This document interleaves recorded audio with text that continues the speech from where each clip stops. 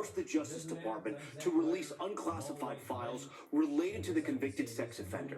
Many of Epstein's victims emotionally, you see them right here, gathering on Capitol Hill and hugging as the bill passed.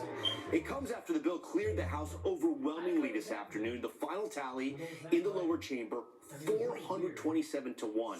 The bill could head to President Trump's desk as soon as this week, and he said yesterday that he would sign it into law.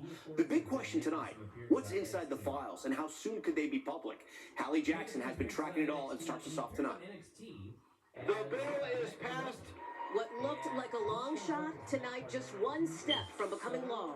The House nearly unanimously passing a bill to force the release of Justice Department files on Jeffrey Epstein, with only one Republican voting no. It's time for the Epstein class to go, to be held accountable. Then the Senate moving quickly to clear it too. House lawmakers acknowledging some Epstein abuse survivors in Washington to witness the moment, including the family of Virginia Roberts Giuffre, one of the most prominent Epstein accusers, who died by suicide earlier this year. What does this moment mean to you? She did it. She did it. She paved the way for the survivors to continue to come forward and to continue to fight. At the Capitol, a candlelight vigil for survivors.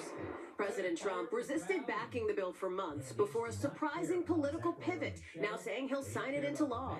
In an Oval Office meeting with the Saudi Crown Prince, the president bristling at a series of questions, including about Epstein. Mr. President, why wait for Congress to release the Epstein files? Why not just do it now? It's not the question that I mind, it's your attitude.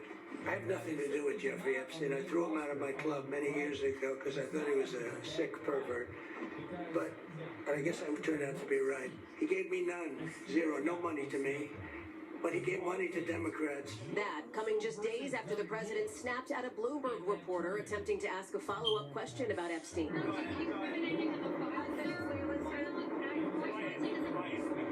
White House saying the reporter last week behaved in an inappropriate and unprofessional way, but Bloomberg saying they asked questions without fear or favor.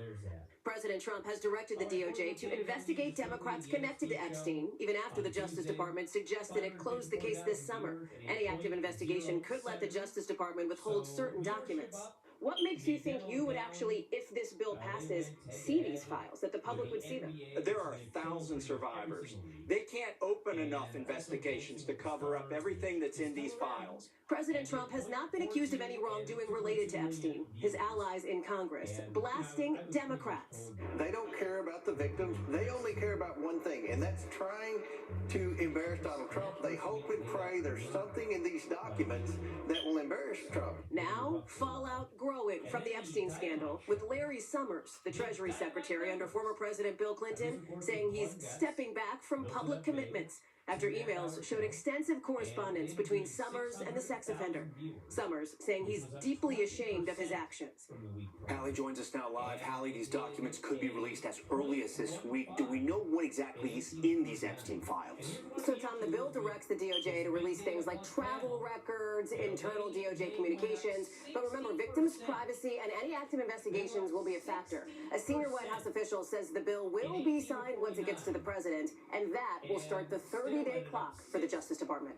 Tom? All right, Hallie, thank you. We're going to stay in Washington now. President Trump also today meeting with Saudi Arabia's Crown Prince. His first meeting at the White House since the murder of a prominent journalist that the U.S. believes the Saudi leader was behind. The president weighing in on that case today. Here's Garrett Hake. Tonight, President Trump rolling out the red carpet for Saudi Arabia's Crown Prince Mohammed bin Salman, offering the kingdom's de facto ruler a lavish welcome, including an honor guard on horseback and a military flyover, including several F-35 jets, the same type of advanced fighters the president plans to sell to Saudi Arabia. President Trump touting Saudi Arabia's $600 billion of investments in the U.S. What it really means for everybody that really counts is jobs, a lot of jobs. Now saying the Saudi investment could rise to $1 trillion. You're saying to me now that the $600 billion will be $1 trillion. Definitely, because what we are signing to facilitate that, I like that word. That friendly reception for the Crown Prince, a major reversal from the international ostracism he faced after the CIA concluded he ordered the murder of Washington Post journalist Jamal Khashoggi in 2018. President Trump interrupting a question about the killing. A lot of people didn't like that gentleman that you're talking about. Whether you like him or didn't like him, things happened, but he knew nothing about it, and we can leave it at that. The Crown Prince, who has denied ordering the murder, responding.